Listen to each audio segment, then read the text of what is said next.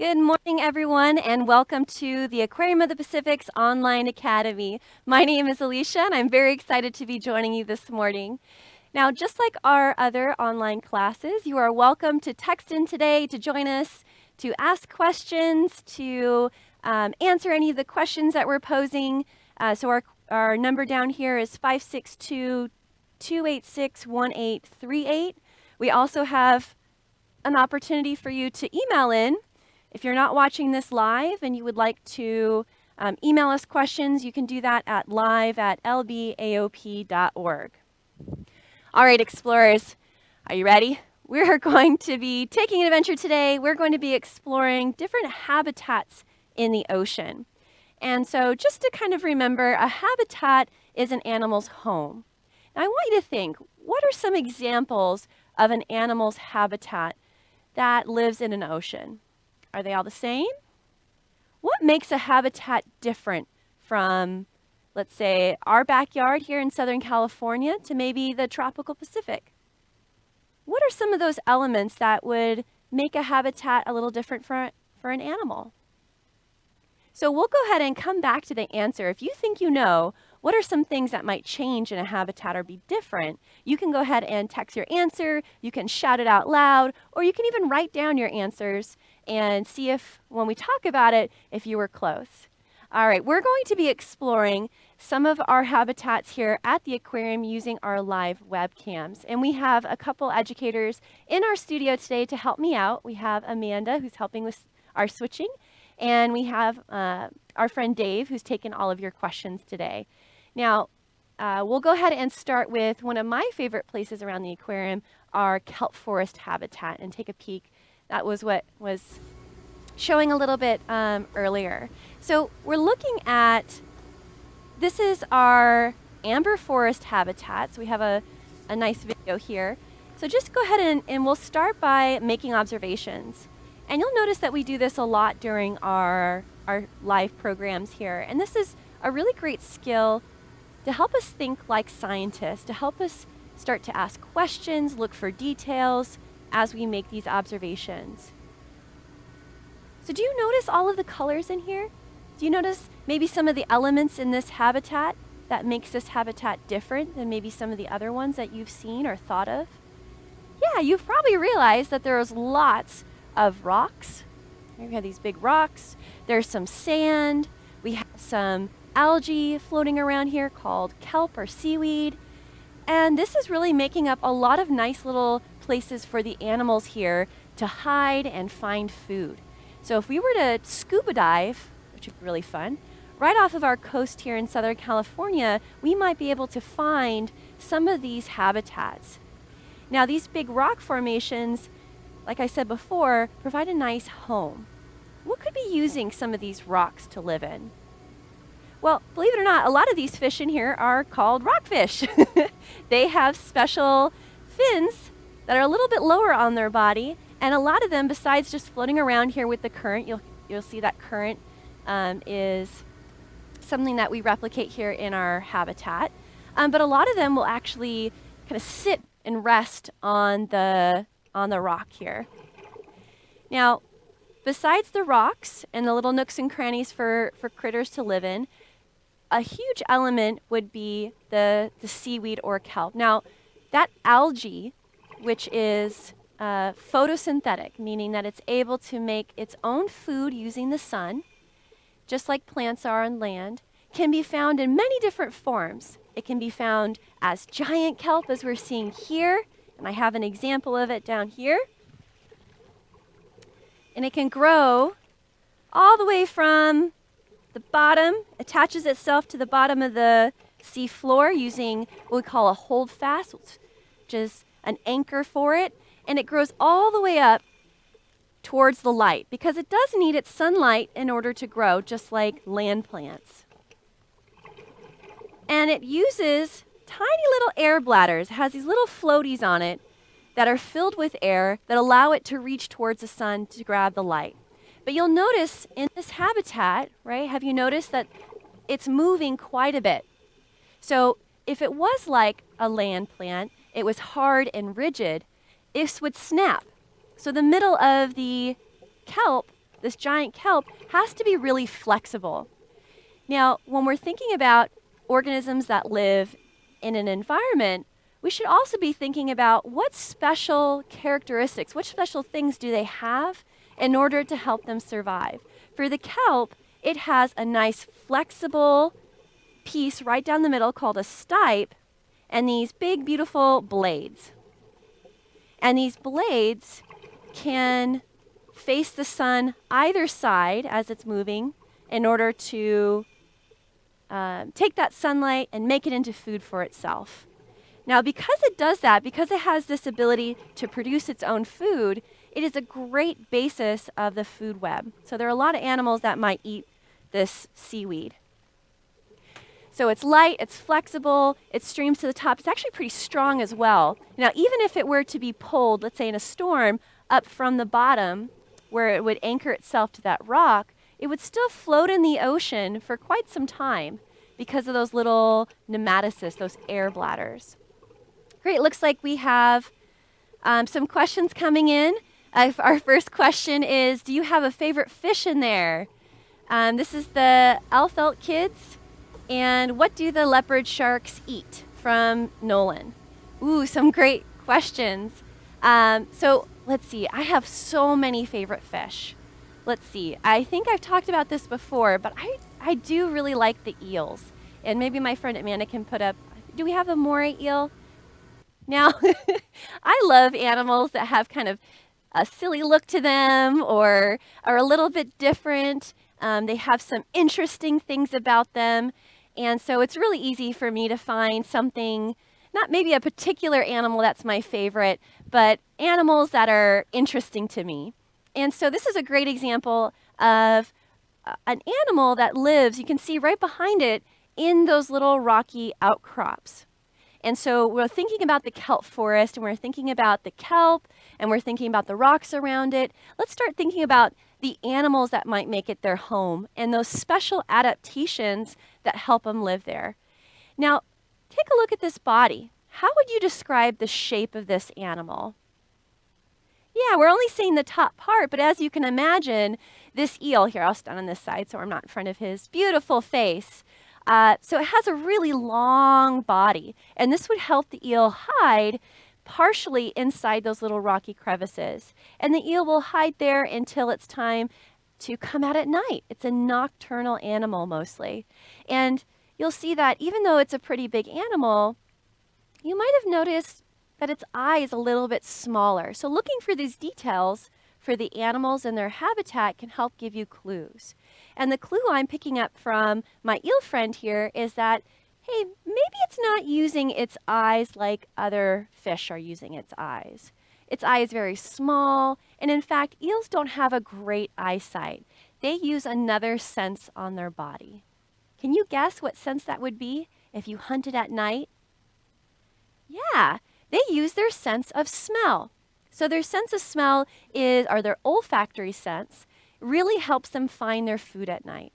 The other crazy thing about the eel is that inside its mouth, and it has teeth, is there's another little jaw that comes out, and it has teeth on that. Now, because it doesn't have any arms to grab its food, and its favorite foods are a little bit slippier, then using that second jaw, which is crazy, allows it to get a good grip. And so that pharyngeal jaw, that second jaw, allows it to grab its favorite food. And I think Amanda can put up an example of this animal that lives along the rocks and is able to camouflage really, really well. But, ta-da, another favorite animal here. If you're camouflaging, this is to hide from animals that can see you. But if you're an eel, the eel doesn't have to use its sense of sight, but it can still smell this animal. Did you guess what animal this is? Can you see it? Yeah, this is the octopus. This is a two-spot octopus. And in fact, this octopus not only lives along the rocks, but this right here, this is the very bottom of the kelp forest. This is that holdfast. So this little hunter is itself a predator. So it's trying to escape the eel. So if the eel's quick enough, it can catch up with it, it can smell out the octopus. The octopus, though, has its own set of adaptations. Not only can the octopus change color, which is awesome, to hide not only itself from predators, but to be a predator, but they have a secret weapon. Maybe you know it. They can shoot ink, and that ink blocks the smell for an eel. So it's pretty tricky. There are ways for these predators and the prey to try to outsmart each other. It really depends on the animals and in what cases they find or encounter each other. And then we had the other question is, what do leopard sharks eat? So Nolan, let's go ahead and take a look, and I'm so glad you brought that up. This is another animal that makes its home in the kelp forest. First of all, let's go ahead and take a look at the habitat that this animal is pictured in. We'll see that there again are the rocks that we talked about. So this is kind of that rocky habitat. There's these pebbles and sometimes sand at the bottom. Now, we looked at the mouth, we looked at the eyes of the eel, and we talked about the mouth of the eel. It was facing forward to help it grab fish and those slippery octopuses. Let's go ahead and take a look at the mouth of our leopard shark. Now, the leopard shark doesn't have a forward-facing mouth like some sharks. Its mouth is actually hidden all the way underneath. And this gives us a clue. And the clue is that maybe it's not catching food in front, but maybe below. I'm going to go over to my special camera, my document camera, and I'd like to show you the teeth of this leopard shark. And maybe we can figure out together what the shark eats. Wow, did you see this?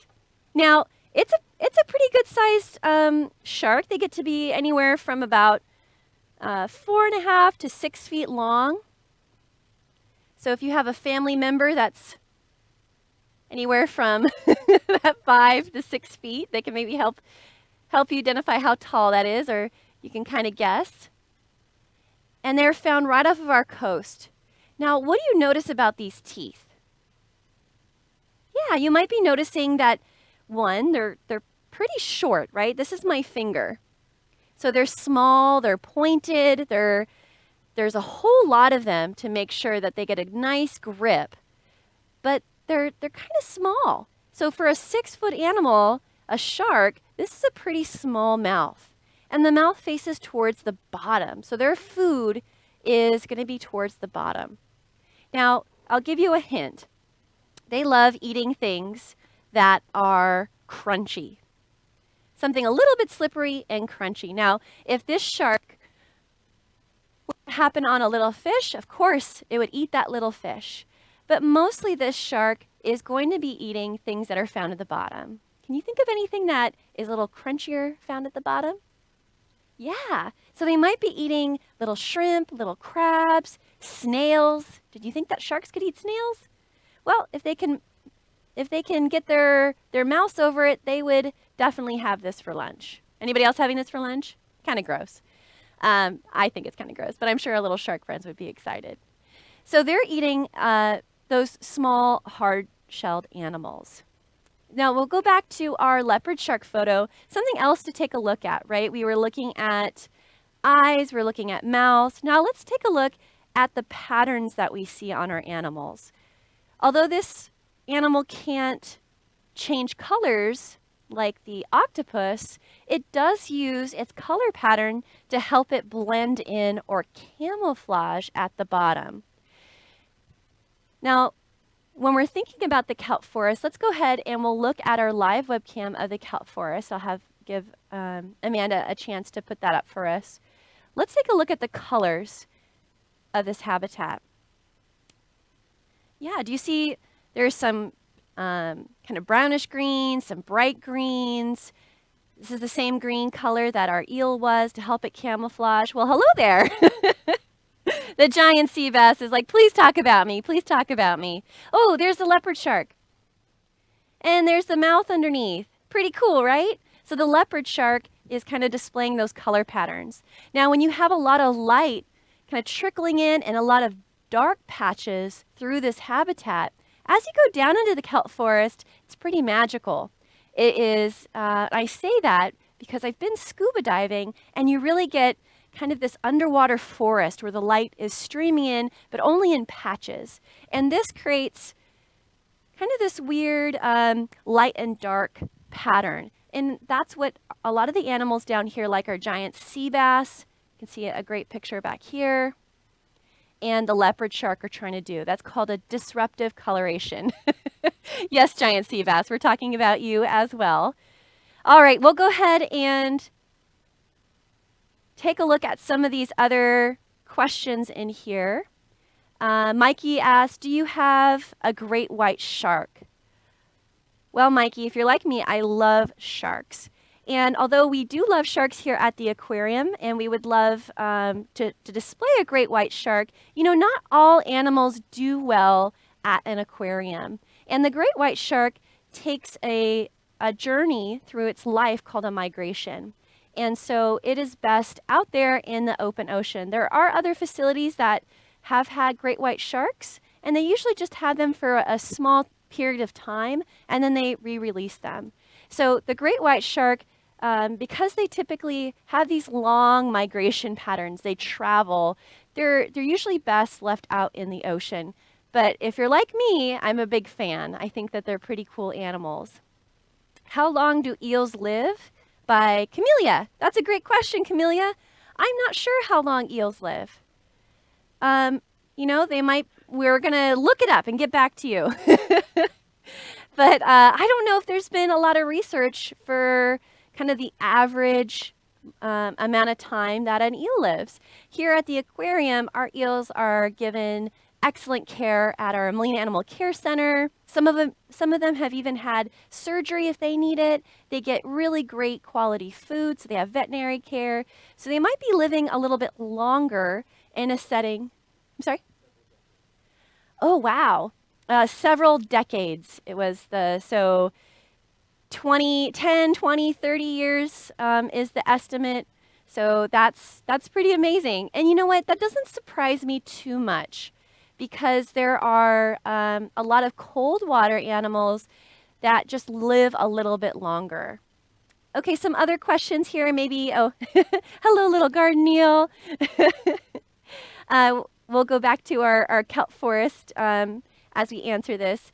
Is kelp the type of seaweed used in sushi? Oh, that's a great question. To my knowledge, the giant kelp isn't used in sushi products. But there are other types of seaweeds that are harvested and used for sushi products, or even snacks. Anybody else like to eat sushi? Or seaweed? I do. So it is harvested, and that's a good industry. Ooh, good question, Alex. Why are the fish different colors? That's a good question for everybody. Why do you think the fish in here are different colors? Well, I will tell you, Alex, that, you know, fish use colors in different ways. Sometimes the fish use these colors to hide. Sometimes the colors are used to attract a mate. Sometimes the colors are used to set a warning. So if we look at the colors of this habitat, what colors, how would you describe this habitat?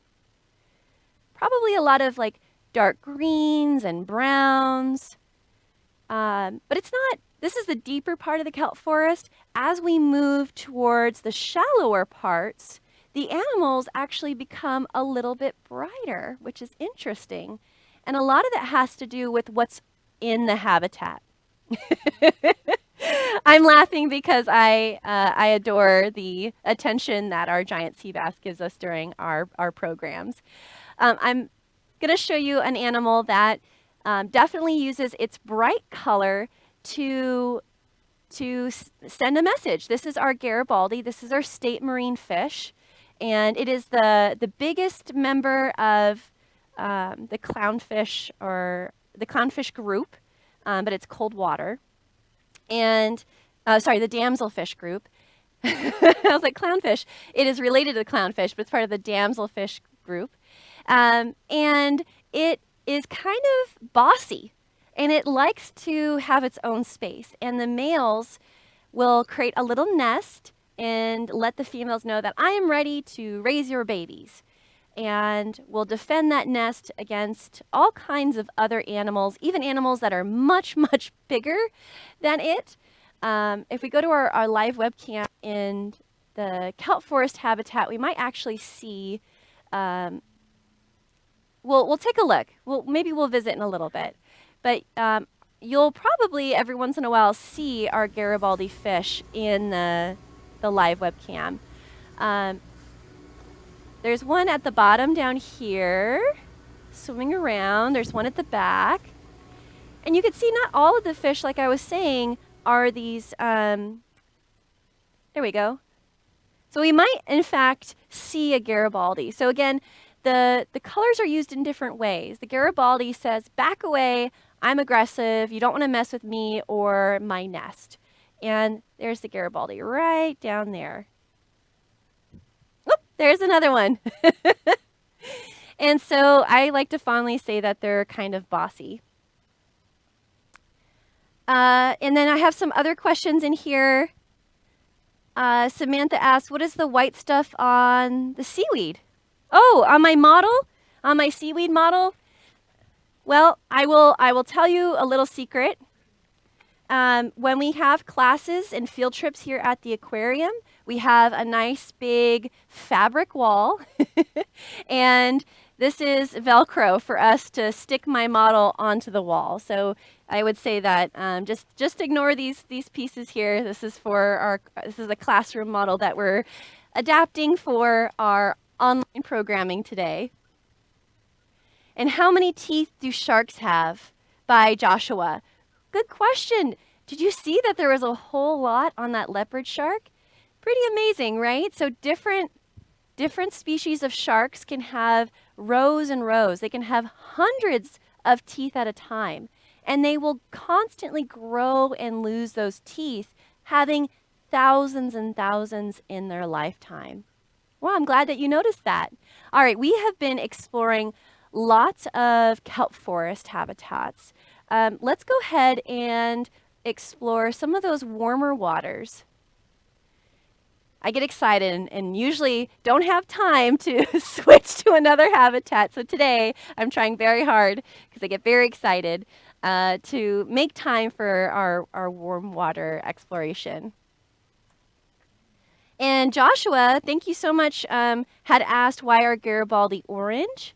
And you know, there is a little bit of delay between our program and what you're seeing at home. So hopefully our dive into the Garibaldi discussion helped answer that for you, because they're kind of bossy and they want other fish to know that they should stay away. And then how many fish do we have?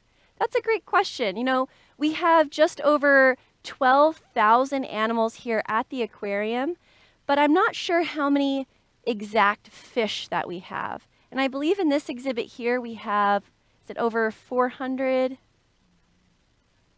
Oh, 900.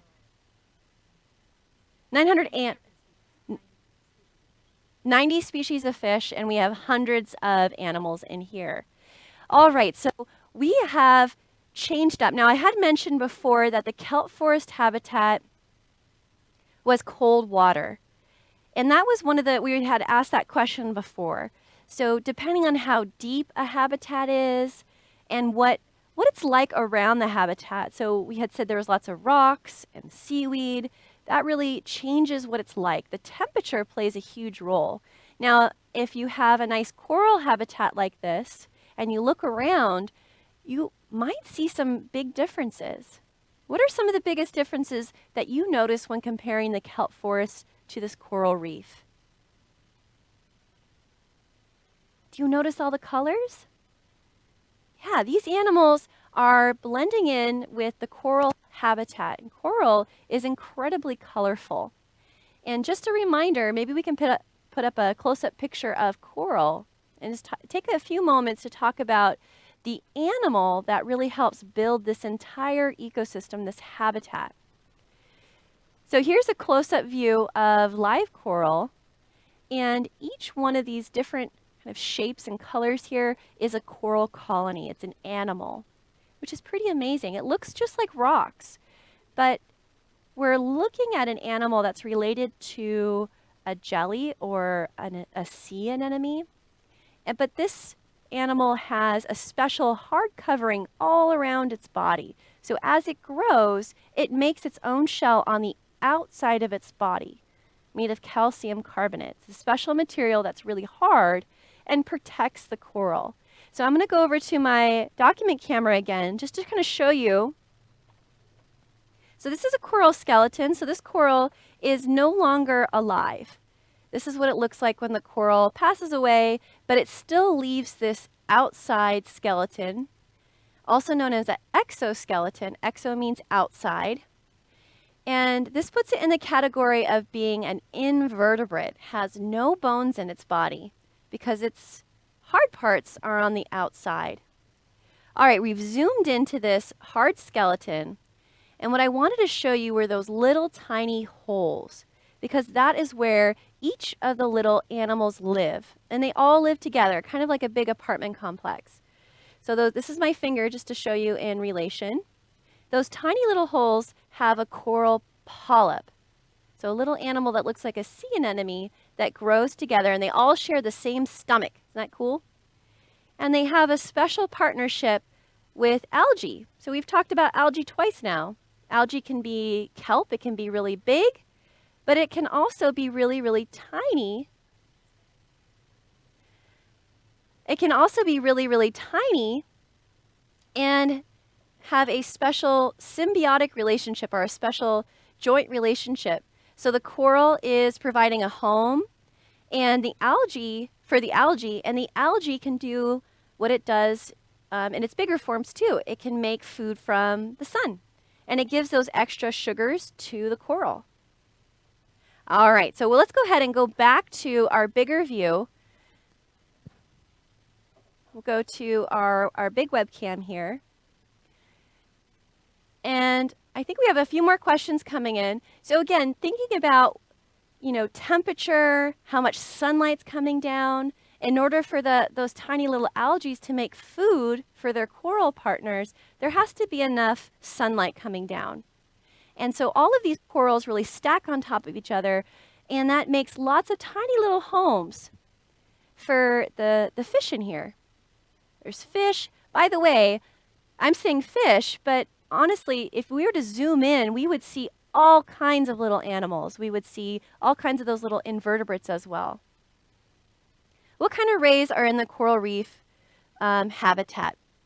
And Leaf? All right, thank you, Leaf. That's a great question. We have, here's one. This is our spotted eagle ray. Now, our spotted eagle rays have done very well here at the aquarium. They were just little pups, about this big, and they have grown quite a bit in the time that they've been here. And just the last year, they have, do you remember, Amanda, how long they are now? They're just over 6 feet, right? They're really tall, or long, I should say. And so they've been doing really well. We also have our cow-nose rays. And similar to when we're thinking about animals and their mouths, the rays have their mouths underneath their body. So they're finding their food, even though they're swimming around at the top. There we go. Thank you, Amanda. They're finding their food towards the bottom. So this is their little mouth, and underneath here, this is their gills. So if you're trying to wonder what all these little parts are. So their eyes are up top, but their mouths are underneath. And so we have cow-nose rays, we have our southern stingrays. I think we might have do we have mangrove? We have our mangrove rays in there. So just like we would find out there in their natural habitat, we have quite a diversity of rays. That's a great question. And then David asks, why do octopuses eat whale bones? Oh, that's a really good question. So, I think in our program, if I'm remembering, on Wednesday, we did a deep sea conversation, and we had shown a video of what we call a whale fall. David, this might be where your question's coming from, I'm guessing. And sometimes when a big animal like a whale dies, it eventually sinks to the bottom of the ocean, and that hits the deep, deep sea. And that's another type of really cool habitat that's out there. And, the animals down there don't have the same kind of resources that the animals in a coral reef have. There's lots of food here. In the deep sea, there's not a lot of food. So when they have something from up top that sinks to the bottom, it all of a sudden creates a huge amount of resources, food for these animals. And you get all kinds of deep sea scavengers who have, a lot of them use their sense of smell to find these whale falls. Now, in our program on Wednesday, we showed video from a remotely operated vehicle. It was really cool that went down, and it had shown there was a ton of octopuses that were eating the whale remains. Now, if I'm just going to put out there, I don't think that they eat the bones. Even though we weren't seeing a lot of meat left, I have a feeling they were really scraping the last little bits of food, which were probably like muscles and fat off of the whale bones.